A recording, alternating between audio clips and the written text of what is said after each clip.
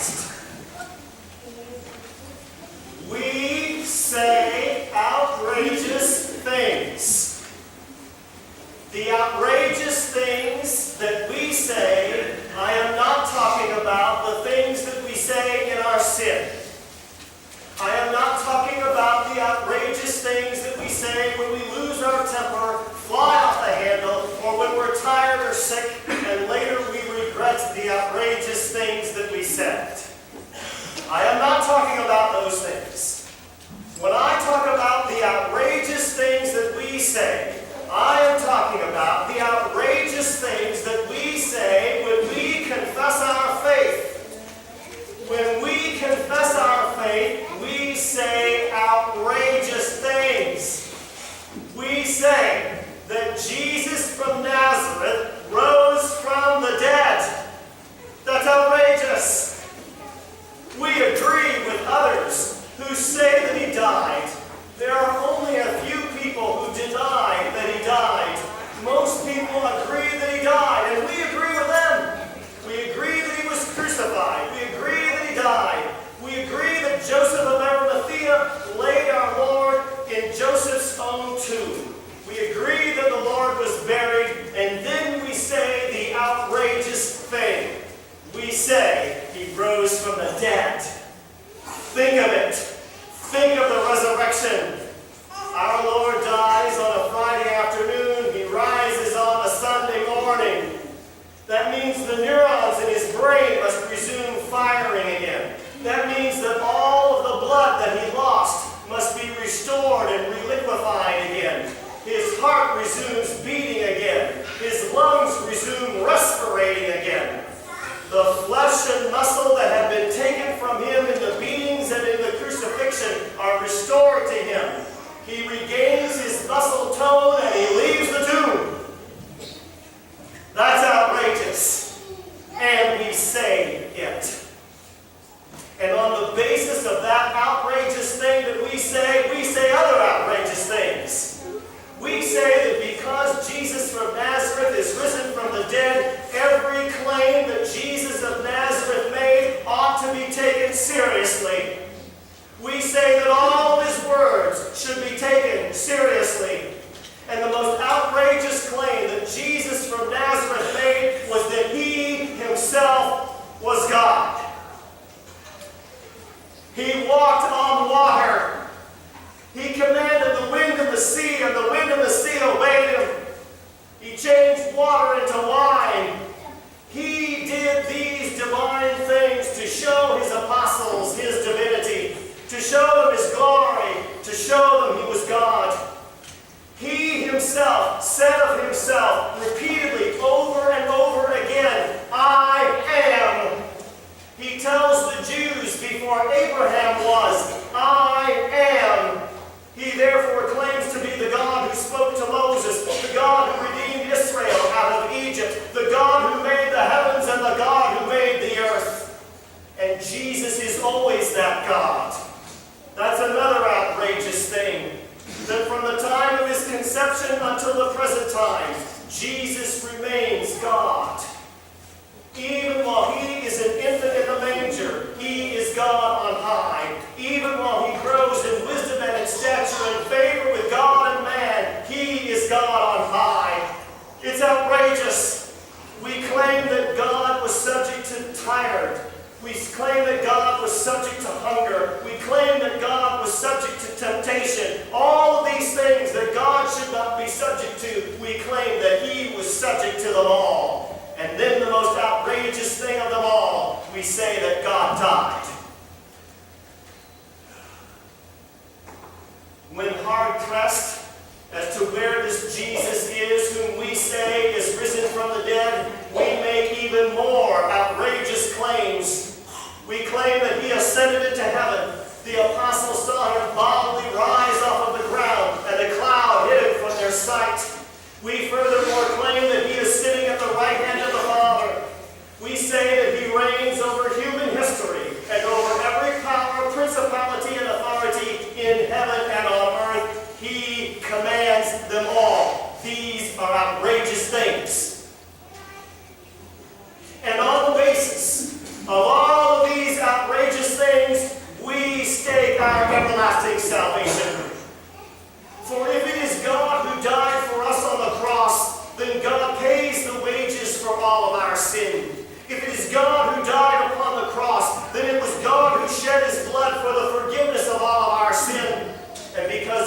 shed his blood, and because God died, all our sin is forgiven. It is all atoned for. Life everlasting is ours. We will rise from the dead like he did and live forever. These are outrageous things, and we say them all.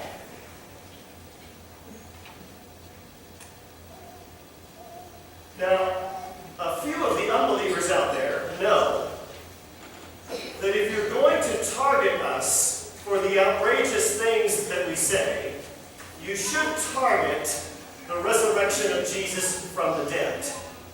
Some of them are shrewd enough to do so.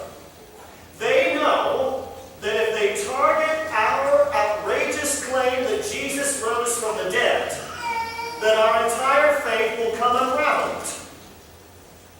But there are many, many unbelievers, at least in my experience, who do not seem to have that shrewdness.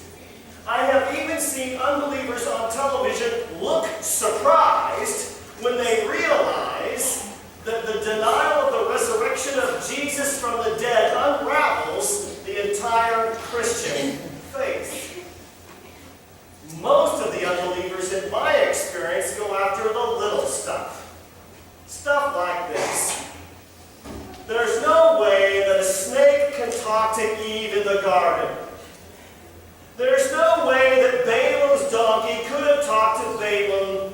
Donkeys' jaws are not constructed for speaking. And I don't know why they go after Balaam's donkey so much, but Balaam's donkey comes up a lot, at least in my experience, with those who criticize us for the outrageous things that we say. They say it is outrageous to say that the sun and the moon stopped in the sky while Israel defeated its enemies. They say, do you realize the astronomical things that have to take place in order for the sun and the moon to stop in the sky? That's outrageous. Jonah in the belly of the fish for 3 days and 3 nights. They say that's outrageous. The miracles that Elijah and Elisha performed, that's outrageous. And then the most controversial one of them all, that God actually created the heavens and the earth in 6 ordinary days. Outrageous, they say. And I don't know why they go after the small stuff. They are making mountains out of molehills, in my estimation. For if the Lord God can raise the dead, then the Lord God can do all the rest of the things. If you accept the outrageous claim that Jesus from Nazareth rose from the dead, that death no longer has mastery over him, that he cannot die again, then all of these other things seem simple and easy. We make outrageous claims. And furthermore, on the basis of our outrageous claims, we say that salvation is found in no one else but Jesus Christ. There is no other name given amongst men by which we must be saved. This Jesus who rose from the dead himself asserts, I am the way, I am the truth, I am the life. No one comes to the Father except through me. An outrageous claim. And the unbelievers look at that and they say to you and to me, just who do you think you are to say such outrageous things? What do you say for yourself?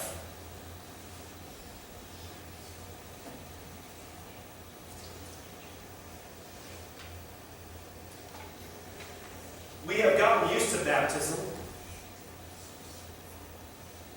We have gotten used to baptism because all of us are baptized and we practice baptism routinely.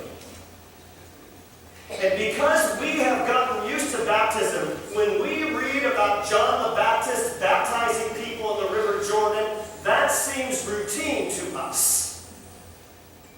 We forget sometimes just who John the Baptist is. John the Baptist is the son of Zechariah and Elizabeth. Zechariah was a priest. The priestly office was inherited from your father. That means John the Baptist, by inheritance and by divine command given in the Old Testament, is a priest. And because John the Baptist is a priest, he knows exactly why God instituted baptisms.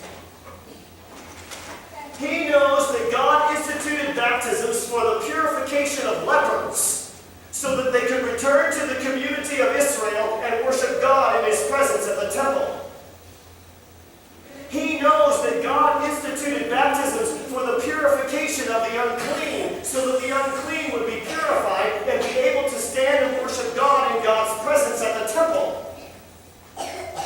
Now here's the outrageous thing. John the Baptist is out there at the Jordan River baptizing everybody.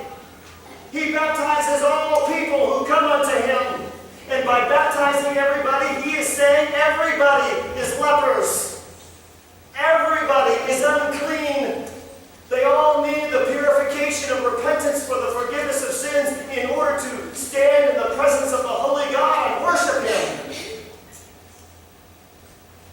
So it is little wonder that the Jews send out the priests and the Levites to John to ask him, "Who do you think you are?" John the Baptist thought the priests and the Levites and the Pharisees should be baptized also. By believing that the priests and the Levites and the Pharisees should be baptized also, John was telling them that they were lepers. You are unclean. Be baptized so that you may stand in the presence of the holy God.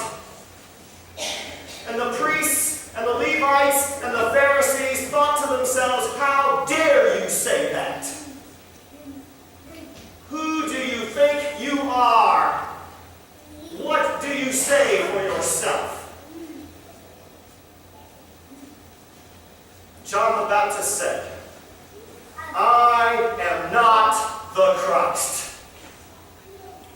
He may not have told them what they wanted to know, but he told them exactly what they needed to know. Are you the prophet? No. Are you Elijah? No. At least not the reconstituted Elijah you guys are expecting. Oh, really, they say. Then why do you baptize if you are not the Christ and not the prophet and not Elijah? And all John will say is this: "I am the voice of one calling in the wilderness, prepare the way of the Lord, make his paths straight." John is not the Christ. He is not even worthy to stoop down and unloose the sandal strap of Christ. So when John explains to the Jews, the Pharisees, the priests, and the Levites why it is that he is baptizing, his only answer is the call of God. God called me to do this. I am the voice of one crying in the wilderness. That is all that I am. That is all that I need to be. Among you stands one you do not know. And again, John tells them, not what they want to know, but what they need to know. Because John knows this is not about John. It's about the Christ.